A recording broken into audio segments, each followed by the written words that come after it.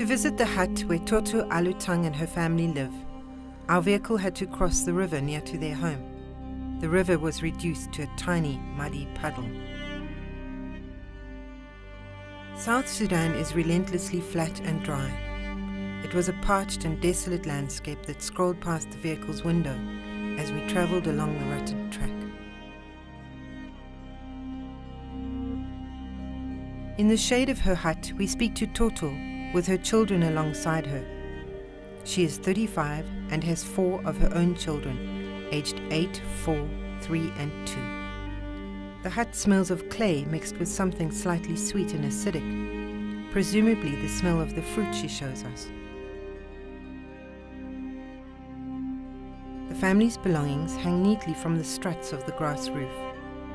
A few drops of water spill from the suspended plastic container. The water is murky and does not smell good. The hut is tidy and well swept, immaculate in its poverty. That day, Totolo had visited a JAM-supported assessment center close to Pibo and had received a take-home ration of plumpy nut for her youngest child, Lizak. UNICEF has reported that 220,000 children in South Sudan are severely malnourished.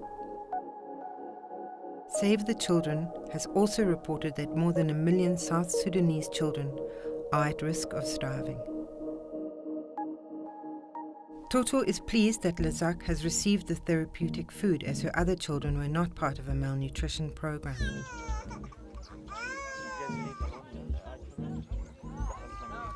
Evelyn Ambrose is a nutrition officer based in Pibo, where JAM runs a malnutrition clinic.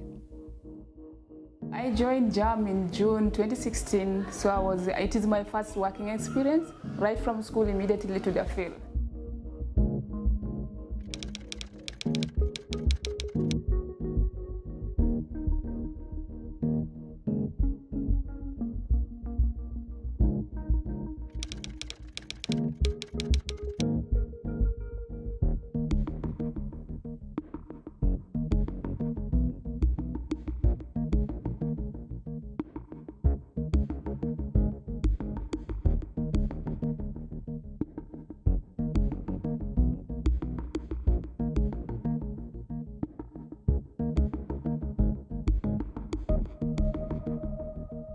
Like in this place here, there's a lot of problems of insecurity.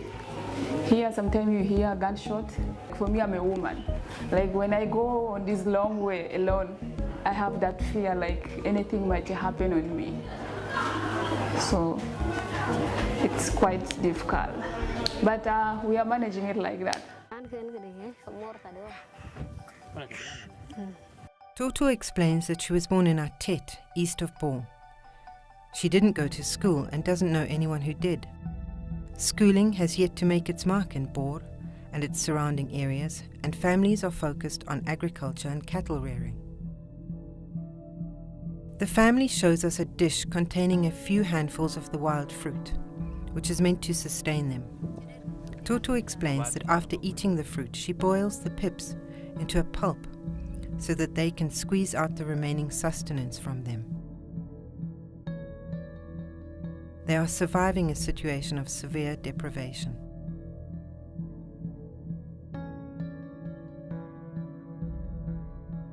With the scarcity of food, they also struggle to get water.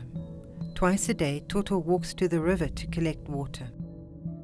The family is aware that the water is dirty and might make them sick, but they have no choice but to drink it. She tells us that she remembers a better life. As a child, her family grew and was sustained by maize. She says that they didn't have any cattle, which might be seen as being very poor.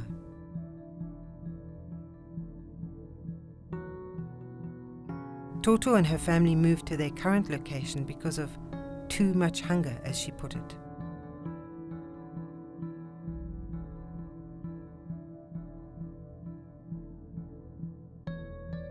While visiting this family, the children's father came home from visiting in a neighboring village.